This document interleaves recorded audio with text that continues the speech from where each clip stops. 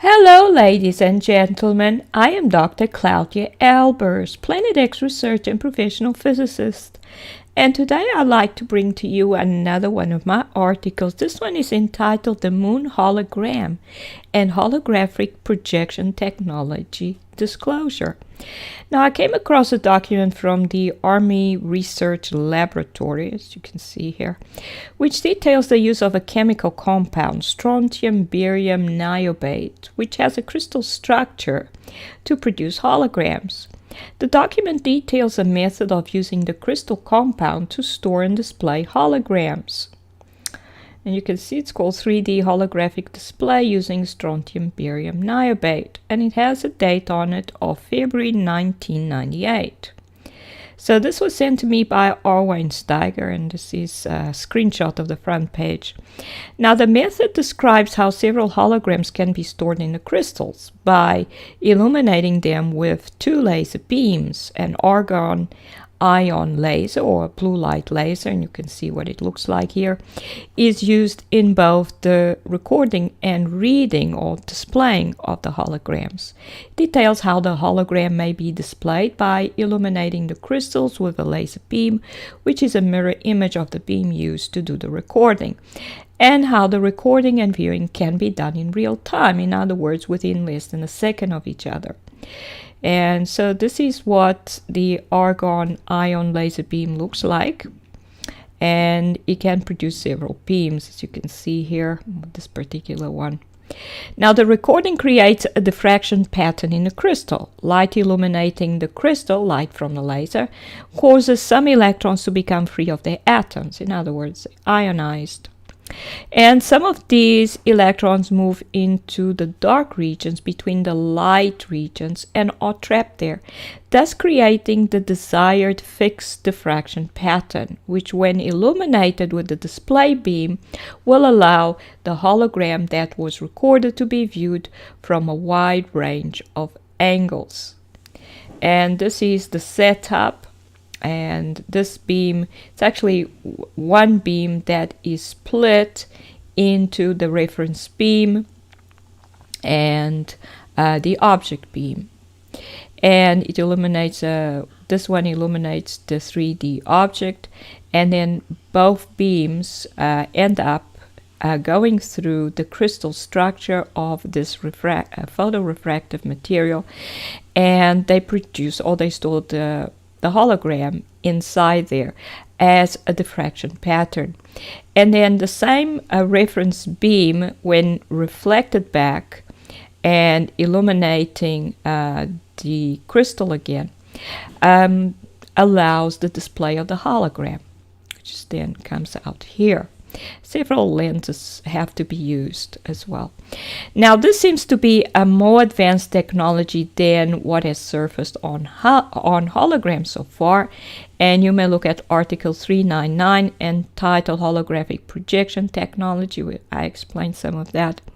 It points to the ability to record and display within less than a second, and the hologram can be viewed from a whole range of angles, with the holographic displays observed in the sky, which the holographic displays observed in the sky seem to indicate is possible.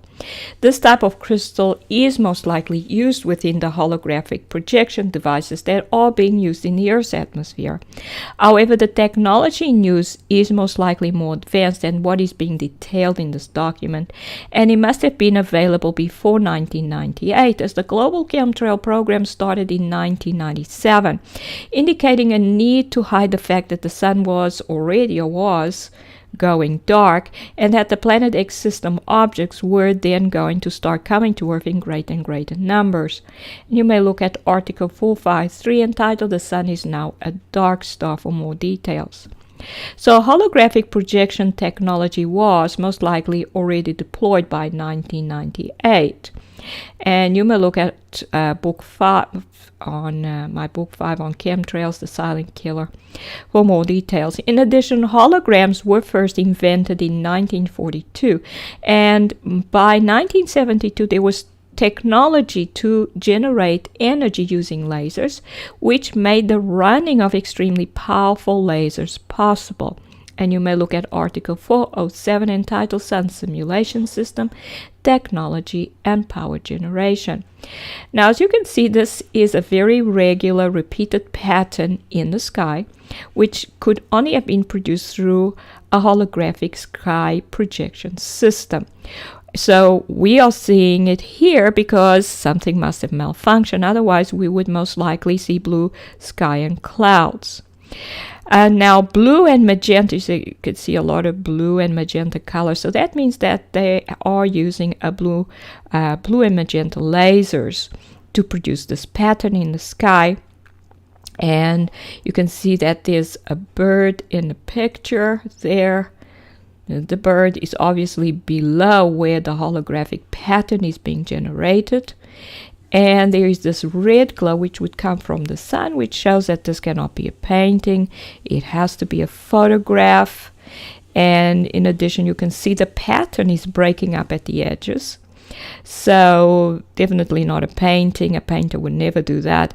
It is not CGI either because it actually shows the perspective of a sky disappearing into the distance, which can only be produced if the computer-generated pattern is actually projected into the sky and then photographed. And you may look at Article 423 entitled The Holographically Projected Sky, Irrefutable Evidence. Now, in order for a holographic projection device to be able to project such an intricate pattern, as we see here, over such a wide area, the technology has to be much more advanced than the 1998 document suggests, and will have to be computer generated and controlled. The fact that this pattern is faultless over such a huge distance indicates that either one projector or a series of projectors working as one unit are being used to generate what we are seeing in the sky. And this is a very wide area. So here we can see the moon, which is obviously a hologram, because we can see as the plane flies across the moon, it interrupts the holographic projection. You can see some of the holographic projection is now being interrupted by the plane. That's why some of the light seems to be hanging onto the plane there. And it glitches. It starts to glitch on both sides. It glitches there, it glitches there. This whole line is glitched because of the plane. You can see here it's still glitching there and there. And this is from a YouTube channel called Cliff481, and it's from a video entitled Planes Flying Through the Moon 2. And so this suggests that the projector is on the left side of this moon hologram. So it's being projected from the left because it's only when the plane gets to the left that you can see that it's being interrupted. Still from here, it's interrupting the projection across this line here. So the projector is most likely here somewhere to the left, projecting this moon hologram. Maybe a bit in front, but definitely to the left, and it's projecting the moon. Now, this shows that the moon in our skies is, of course, a hologram, which should not be surprising, as there is no light for the moon to reflect since the sun is no longer shining, and the moon is only visible because it reflects light. So if there's no light for it to reflect, then it cannot be visible in our skies. So obviously they had to resort to simulating it through a holographic projection system.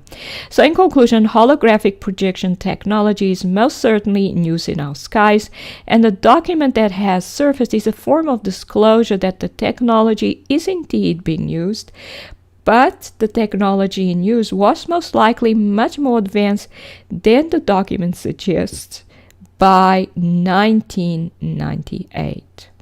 And here are the references. This is Dr. Claudia Albers, Planet X physicist. Thank you for watching.